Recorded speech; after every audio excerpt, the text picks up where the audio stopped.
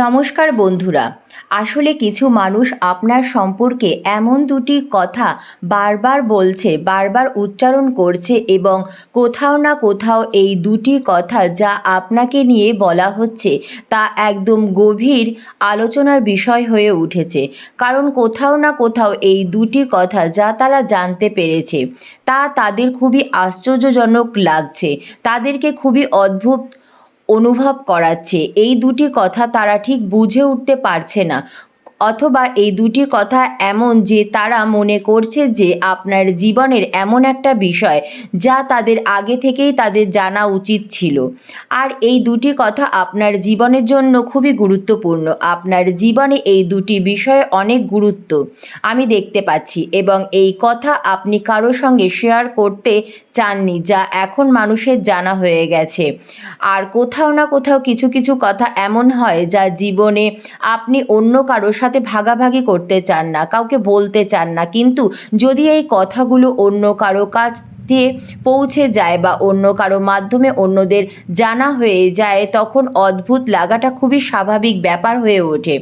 মনে হয় এই দুটি কথাকে আপনি কিভাবে তাদের কাছে পৌঁছানো থেকে আটকাতে পারেন, বা কিভাবে আপনি সেগুলোকে নিয়ন্ত্রণ করতে পারেন। যেসব কথা আপনি কাউকে বলতে চাননি, যদি তা অন্য কারো কাছে চলে যায় বা অন্য কারো মাধ্যমে আরও মানুষের জানা হয়ে যায়, তখন কোথাও না কোথাও আপনার মনে এক ধরনের ভিন্ন অনুভূতি জাগে, অদ্ভুত লাগে। এবং এই কারণেই মহাবিশ্বের তরফ থেকে আপনার জন্য আজকের এই রিডিং আসছে যে, হে প্রিয় আত্মা, এই দুটি কথার আলোচনা এখানে খুব জোরে জোরে চলেছে, প্রচুর কথা হচ্ছে, এবং কোথাও না কোথাও এই কথাগুলো নিয়ে কিছু বাস্তবতা, কিছু সত্য আজ আপনার জানা দরকার। কারণ মানুষ এই দুটি বিষয় খুব জোরে আলোচনা করছে। তাহলে চলুন দেখে নিই কী এমন কথা আছে, কী এমন বিষয় আছে যা হয়তো আপনি জানেন না এবং যা আপনার জন্য জানা খুবই জরুরি।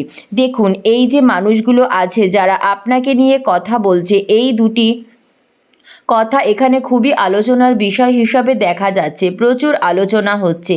হে আমার প্রিয় আত্মা, ইউনিভার্সের পক্ষ থেকে একটি বার্তা আসছে যে কোথাও না কোথাও এমন একজন আছেন যিনি আপনার প্রতি খুব বেশি অফসেট, এবং তার সঙ্গে আপনার একটি ভিন্ন ধরনের সংযোগ আছে, এবং কোথাও না কোথাও সেই প্রেমের সম্পর্ক এখানেও দেখা যাচ্ছে। সেটা পুরুষ হতে পারে বা নারী হতে পারে, সে আপনার আশেপাশের কোনো ঘনিষ্ঠ আত্মীয় হতে পারে, অথবা এমন কেউ হতে পারে যিনি আপনার খুব কাছাকাছি থাকেন, আপনার হৃদয়ের সাথে যুক্ত থাকেন। তার পরিবারে কেউই আপনার সাথে একটা সংযুক্ত নয় যতটা এই মানুষটি আপনার সাথে সংযুক্ত রয়েছে। আর কোথাও না কোথাও আপনার যে ব্যক্তিত্ব, আপনার কাজ করার ধরন, আপনার আচরণ, সেগুলো তাকে ভীষণ ভালো লাগে। আপনি যাই করেন, যেভাবে আপনি আচরণ করেন, যেভাবে পরিকল্পনা তৈরি করেন, সে আপনার প্রতি সব জিনিসই আকৃষ্ট থাকে। যেভাবে আপনি কাজ করেন, যেভাবে পরিকল্পনা তৈরি করেন, সেগুলো কোথাও না কোথাও তাকে ভীষণভাবে ভালো লাগাচ্ছে। দেখুন, সেটাই তাকে আপনার দিকে ভীষণভাবে টেনে আনছে। আর আপনি যে কাজ করেন তার কারণেই সে আপনার দিকে একটা অদ্ভুত টান অনুভব করছে। এটা হচ্ছে কারণ কোথাও না কোথাও আপনার কাজগুলো সে ভালোভাবে বুঝতে পারছে, এবং আপনার আচরণের সাথে তার মিল এখানে দেখা যাচ্ছে। তার মনে আপনার কাজ নিয়ে যে ভাবমূর্তি তৈরি হয়েছে তা খুবই ভালো, কারণ সে বুঝে ফেলেছে যে আপনার কাজগুলো কোনো সাধারণ কাজ নয়, এবং আপনার কাজের পিছনে একটি শক্ত ভিত্তি থাকে। আপনি এই কাজগুলো করে কোথাও পৌঁছাবেন, এবং ভবিষ্যতের জন্য এই কাজগুলো কিভাবে করবেন, কিভাবে এগিয়ে যাবেন তা সে বুঝে ফেলেছে। কারণ আপনি দেখতে সাধারণ হলেও আপনার আভা এবং আপনার ভেতরের শক্তি ও ক্ষমতা একেবারেই ঈশ্বর প্রদত্ত। দেখুন, অনেক মানুষই আছেন যারা বাইরে থেকে সাধারণ দেখায়, কিন্তু খুব কম মানুষই তাদের চেনার ক্ষমতা রাখে, তাদের কাজ, তাদের ভেতরের গুণাবলী বুঝতে পারে। আর এই মানুষটি আপনাকে ভেতর থেকে চিনে ফেলেছে, আর এই কারণেই সে আপনার প্রতি ভীষণভাবে আকৃষ্ট হওয়ার পাশাপাশি আপনার কাছ থেকে কিছু শিখছে, এমন কিছু অভিজ্ঞতা নিচ্ছে, যার কারণে তার জীবনে উন্নতি ও সুখ আসছে। দেখুন আরও একটি জিনিস এখানে দেখা যাচ্ছে, যা হলো ধীরে ধীরে হলেও আপনার সময় এখন বদলাতে শুরু করছে, কিন্তু তারপরও কোথাও না কোথাও তার পরিবারের একজন মানুষ রয়েছে যে তাকে থামানোর চেষ্টা করছে এবং সে বারে বারে এটাও বোঝানোর চেষ্টা করছে যে আপনি ওই মানুষটির সাথে বেশি মেলামেশা করবেন না, বেশি ঘনিষ্ঠ হবেন না, এরকম কিছু বিষয় এখানে দেখা যাচ্ছে। কারণ এখনো পর্যন্ত সে সফল হয়নি এবং ভবিষ্যতে সফল হবে কিনা তা নিয়ে আপনার বিষয়ে কথা হচ্ছে।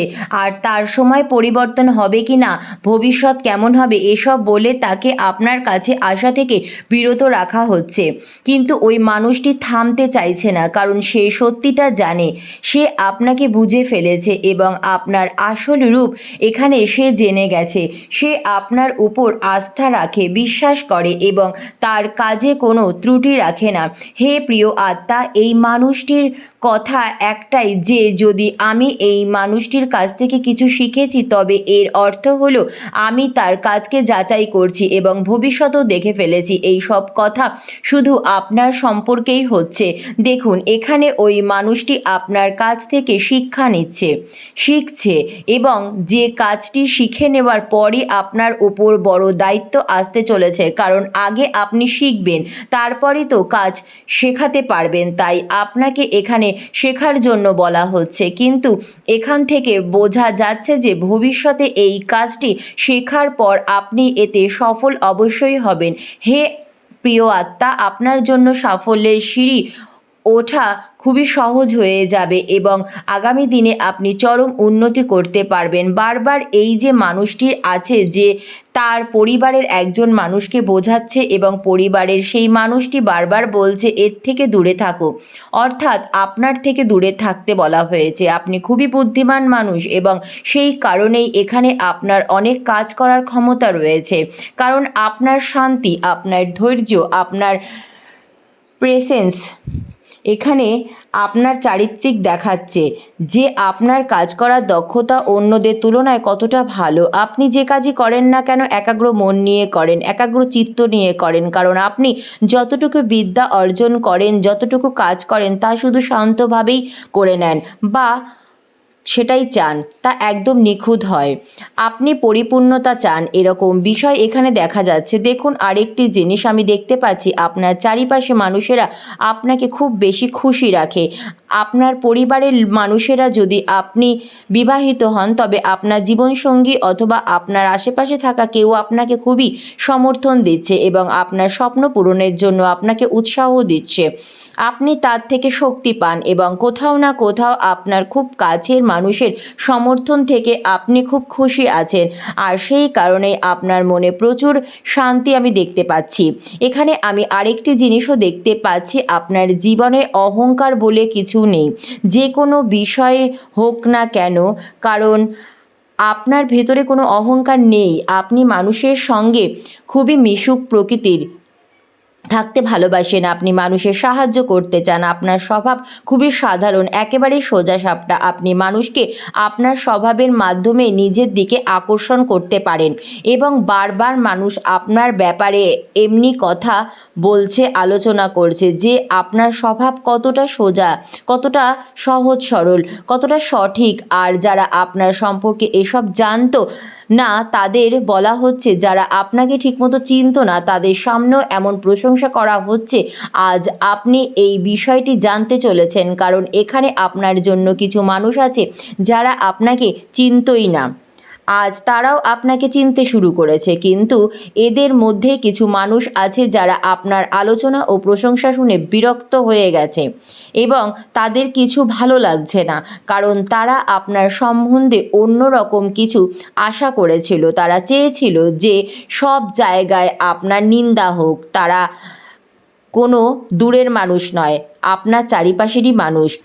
কোথাও আপনার প্রতি ঈর্ষা তারা পোষণ করেন এবং আপনার উন্নতি, সাফল্যে আপনার প্রশংসা এসব দেখে ভাবে, আমি কেন এর সমান হতে পারি না, আমার কেন প্রশংসা হচ্ছে না। তাই এই রকম বিষয় এখানে দেখা যাচ্ছে।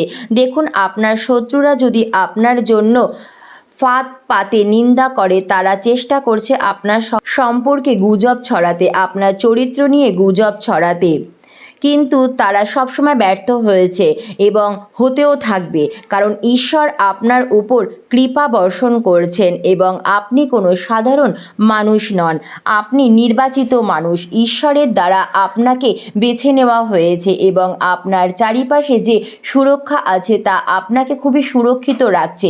ইউনিভার্স আপনাকে সুরক্ষা দিচ্ছে, প্রিয় ডিভাইন আত্মারা আপনাকে চারিদিক থেকে সুরক্ষা দিচ্ছে। তাই হে আমার প্রিয় আত্মা, আপনার আর কোনো চিন্তা করার প্রয়োজন নেই। এখানে আমি স্পষ্ট দেখতে পাচ্ছি যে আপনার বুদ্ধি, আপনার স্বভাব, আপনার সাফল্য, আপনার কাজ, এসবে প্রচুর প্রশংসা হচ্ছে, প্রচুর প্রশংসা হচ্ছে যে আপনি জীবনে কতটা শান্ত থাকেন, যা কিছু করেন কতটা ধৈর্য ধরে করেন, আপনার ভিতরে কতটা ধৈর্য আছে, কতটা শক্তি আছে, তবুও আপনি এসবের অহংকার করেন না, এসবের গর্ব আপনার নেই। এরকম কথাই আপনার ব্যাপারে মানুষের মধ্যে ছড়িয়ে পড়ছে এবং এই জিনিসগুলোই আজ এখান থেকে প্রকাশ পাচ্ছে। ধন্যবাদ মহাবিশ্ব।